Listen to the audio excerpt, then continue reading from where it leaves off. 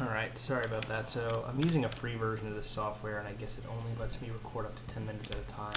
As I was saying, people were escaping the prison by jumping into the lava and then respawning at the faraway spawn point. So we created a device where they're forced to create a spawn point by sitting in a bed inside this brick fixture up here. And then a piston pushes them instantly down into this tube. And if they jump into the lava, they respawn in the bed, and before they can do anything, they get pushed by the piston automatically back down here. So once you're in here, you can only be let out by the consent of the town elders. It is really designed, because this is a crime and punishment style society, it's designed with this cafe on top so people can look down. We want to create a sense of separation for the prisoner to remind him that he lives in a society with other people, and to remind him of his separation from those other people because he was not willing to live peacefully within this society. But we're big on reform here, so we don't do a lot of executions anymore these days. Actually, I would actually credit that to how far we've gotten with this server, because people aren't blowing things up left and right anymore. Coming down to here, we will visit the second grand structure that was built in the city of Placentia, which is the stock exchange. As you can see, villagers take jobs, and you can trade with them, and depending on their level of experience, you can get some very valuable things from them. So we decided to build a structure where we could house the best of our most important professions. So we have an armorer here named Larry Blankenship. We have a weaponsmith named John the Strong-Willed, and then we have a cartographer named Jorge, who is also the master of the exchange. All these people have boards on the exchange because they have the best trades in our village. We've also got a toolsmith. He doesn't have a name because we replaced him with another toolsmith that we unfortunately did have to execute. This is our farmer, Master Abe Lincoln, and our shepherd, who also doesn't have a name just because he's actually the newest member on the exchange. So there is our grand exchange. For more market trading, we would go over to the generic market, the sun market, I believe we call it actually. Looks like people are going to bed, but that's okay. So the sun market was founded by Chris, and we have an archer emporium, a stoneworks masonry, a smith leatherworks, and a fish market, which is great for food. So yeah, this trading dynamic that we figured out really kind of broke the game, because we no longer have needs to do lots of mining, since now we can purchase most everything and trade with the villagers in the neighborhood. It's a little more stable.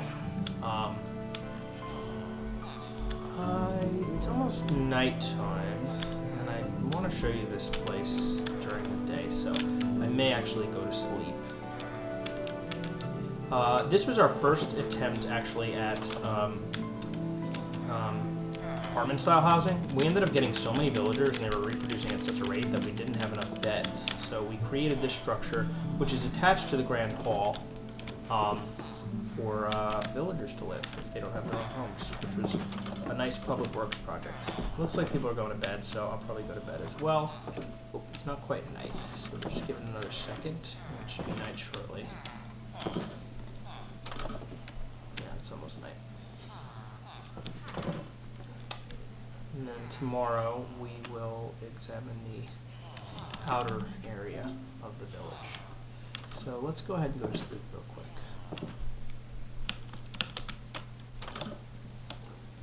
Just kick this villager out of bed. There's plenty of other beds. Alright, it should be morning in a second.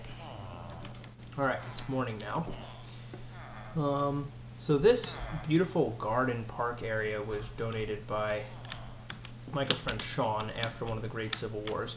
It's called the Forest of Tranquility, and it has trees from all of the major biomes that we visited. So it's a really nice, beautiful, peaceful place to visit. We got koi. I would say that right around the time this was built, we really kind of hit our golden age, minimal conflict. Now this used to be the city limits, this wall right here, but we built a farm outside, and the villagers liked going to the farm, so we ended up encasing the farm in an additional outer wall. So this becomes our agrarian area.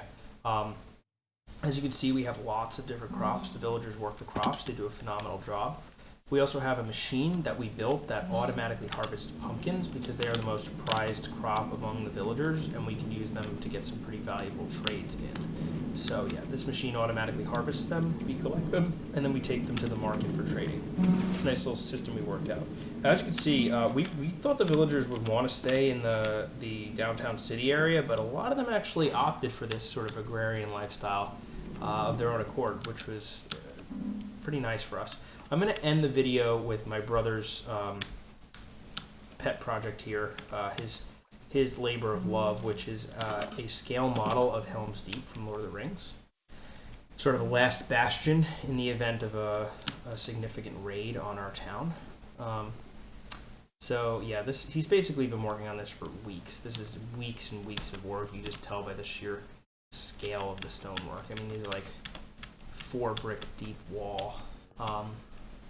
Really quite an impressive structure, and you're going to get probably the best view of Placentia from the very top. So we'll go ahead to the top of Helm's Deep, and we can look down at Placentia to end our video tour.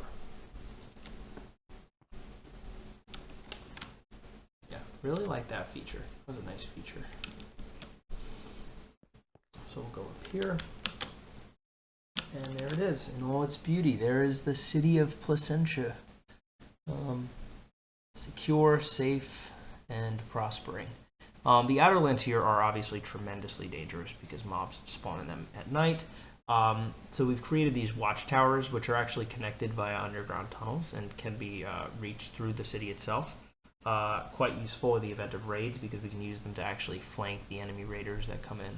Eventually, we're going to create a line of watchtowers that go out to several biomes, and that way we'll be able to go exploring without necessarily disrupting the delicate ecosystem or putting too much light in. So that should be a nice, fun little pet project I'll be working on next.